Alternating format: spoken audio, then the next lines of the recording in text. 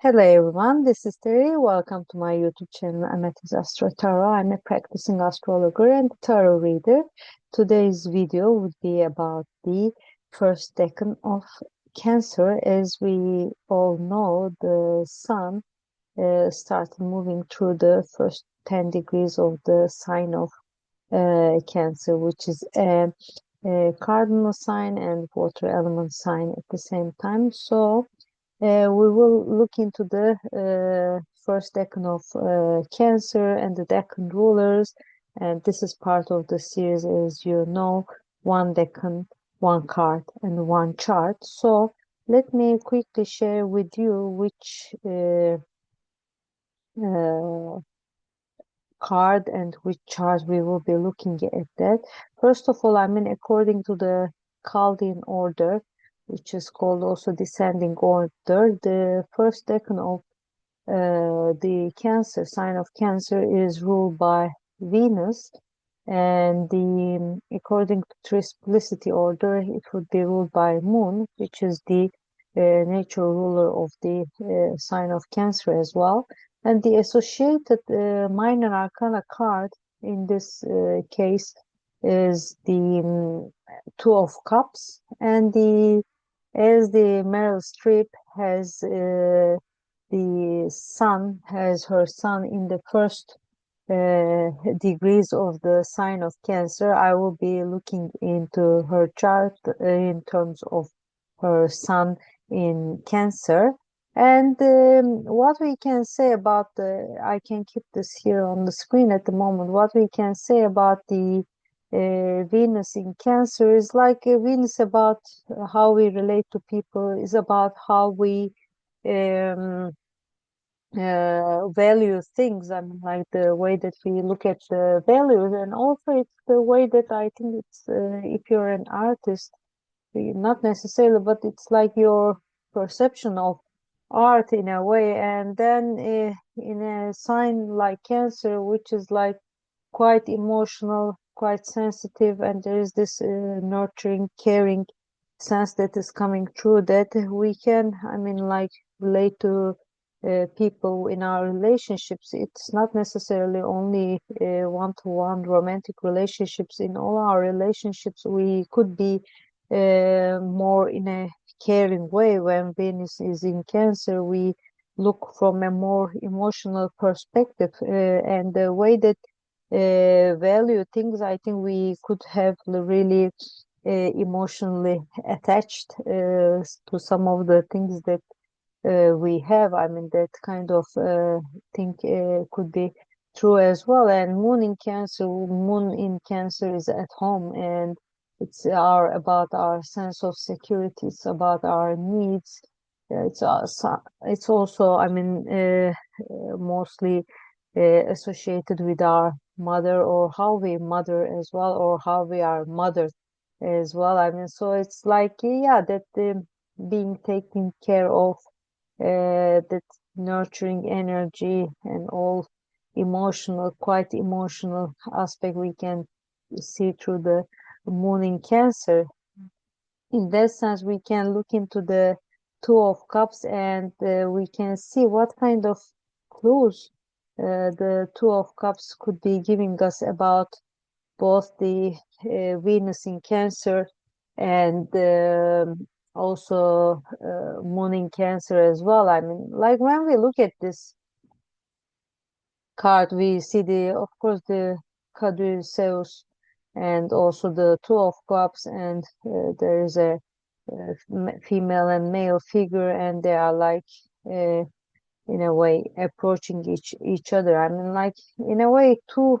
It's not like an ace, but two is more like the beginning. And sometimes, as we know, Venus also is associated with love, and it's like more like the starting of a relationship. Like, it's the part that it's like you start showing that you care for the other party, and you try to take care of that. And the way that the actually person, the male, is uh, like reaching out to the female figure, is like it's in a very gentle, very sensitive, very caring way.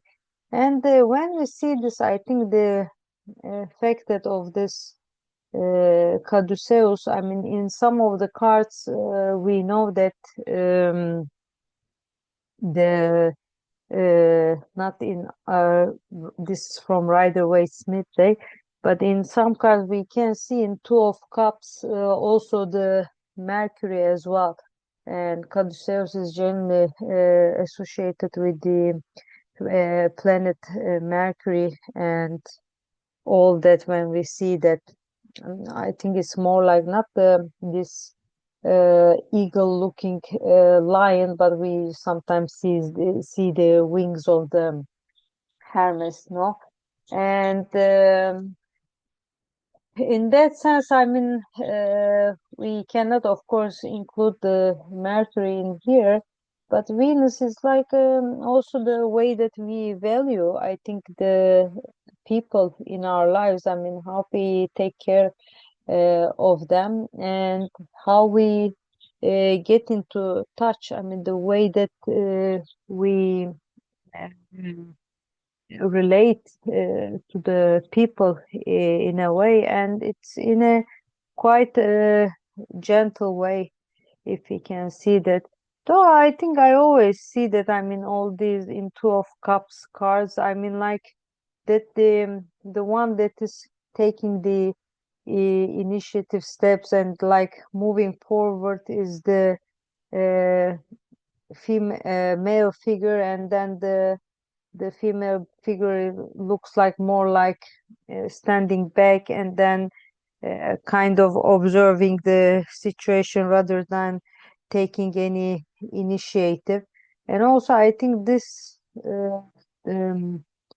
the clothing that the person has always reminds me a bit of the fool's dress as well. It's interesting to see this. And there are also, I mean, like all this, the red on their heads also gives this idea of like being victorious or being crowned based on what is going to grow out of this connection here in a way. So it's in that sense interesting. But of course, there is always this kind of peaceful and harmonious look on this card, which is also very Venus qualities. And also, I mean, like there is also, I think, when we look at the wings and the way that the face of the lion, etc., there is also like in a way what we can say is like this protection. No, they are protected or in a way blessed with the way that they are. And I think that protection could be nice, and that protection could be about the moon in Cancer as well. Like you feel protected, you feel cared for. So I think all these kind of things could be thought about when we look at the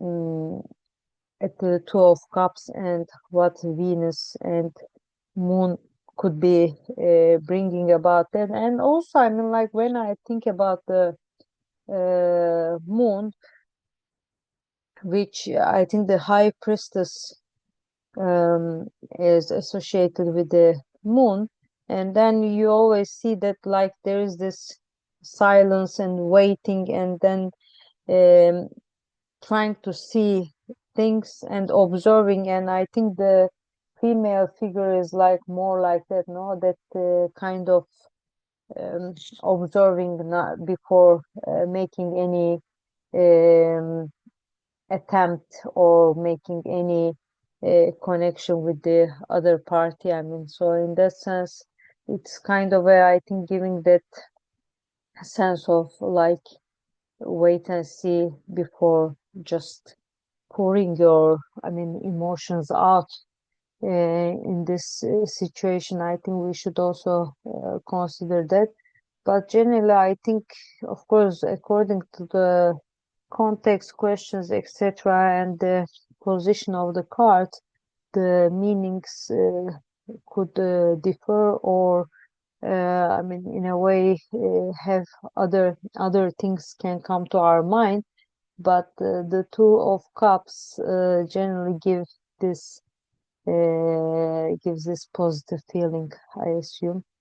And I will now look into the chart of Meryl Streep, and we'll see what we have with the Meryl Streep chart. I can look at this. Okay, we see that this is the chart that she was born in 22nd of June 1949. So officially she's 76 years old. Happy birthday, Meryl Streep. And that she was born in Summit in New Jersey. So we see that her sun is just here, is in the first decan, first 10 degrees, actually, first 43 minutes of the sign of Cancer. And I think that gives a very, I mean, in terms of, I think, the way that she expresses herself, in terms of how she identifies herself, and in how she, I mean, like, shines in the world, which the point that she shines is in the wider community, wider groups. That's the where she shines the most. Is could be a very caring, very uh, mothering, very also, I think it's also feminine, we could say, in this situation. At the end of the day, it's ruled by the moon, and that moon is in Taurus, where it is exalted, where it is the highest way of its expression, and it's also a very, in a way, earthly and earth bound sign. So in that sense, I mean, they are both also, I mean, feminine signs, as they are told so. So it gives that kind of feeling. Of course, I mean, we can consider that it's just like that, what they call with Uranus, I don't know if you can say, but it's like 1 minute with the sun. It's like the Kazimi. It's like this Uranus in Cancer. Of course, it's a generational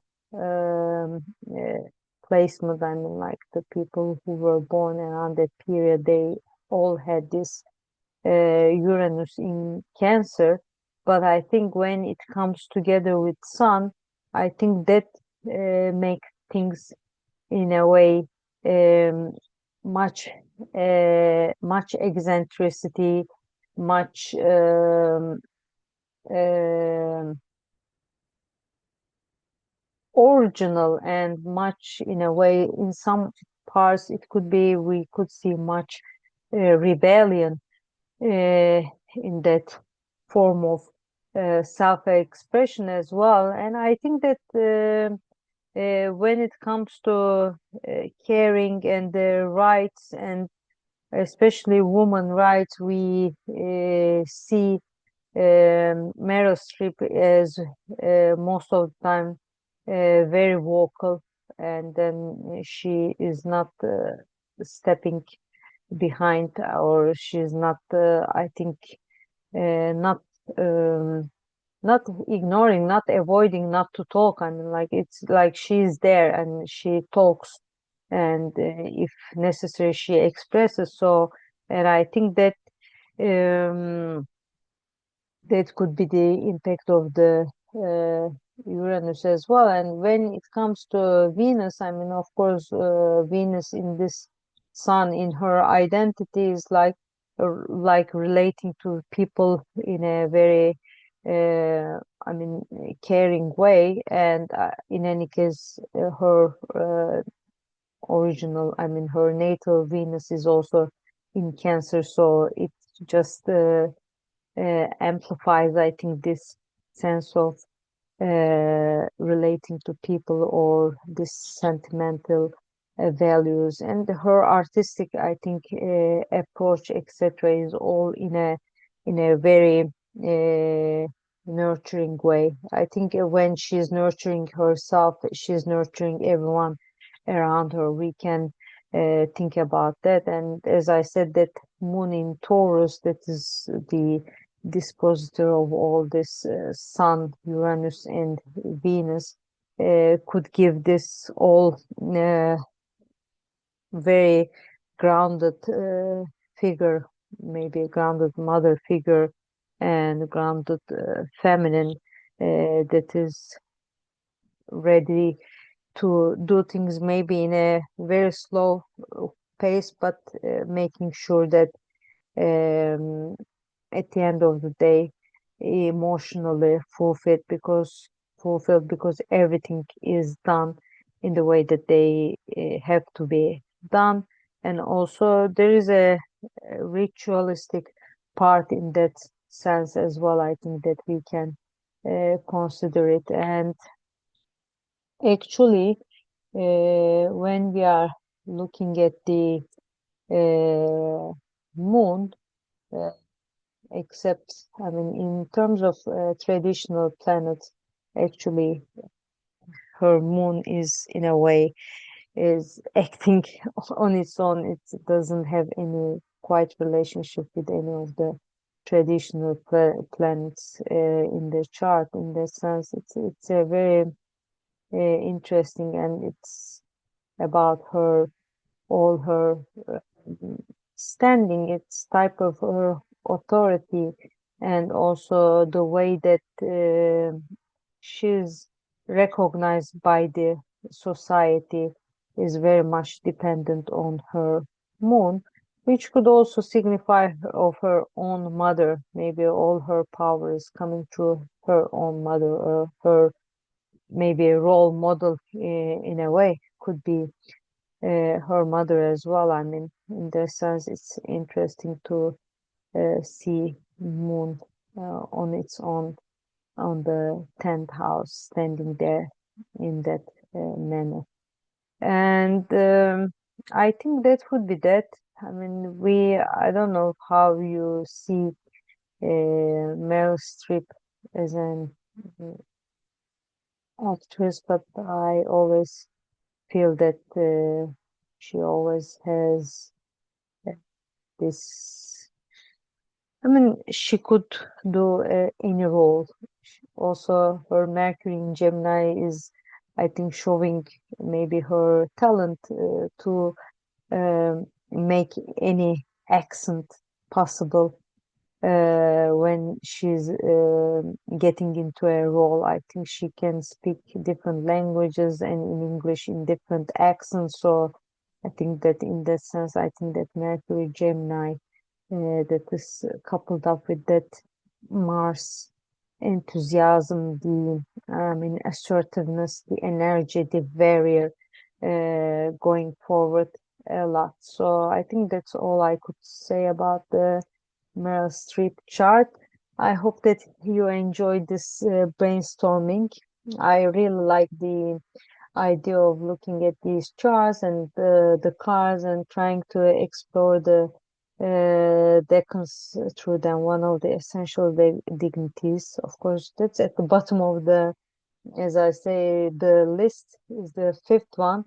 But I think that in terms of scoring, of course, it gets the least attention. But I think sometimes when we are looking at a natal chart, it could be also a transit chart. And when we see one of the planets standing out, I think it's always good to look into that in terms of essential dignities and also in terms of decans, because I always believe that it gives an additional information and additional perspective to that placement, what kind of symbolism that comes through that placement. So that would be me for today. And in this series of one decan, one card, one chart, I will be seeing you soon with the second decan of Cancer, and the chart will be revealed that time. Bye bye.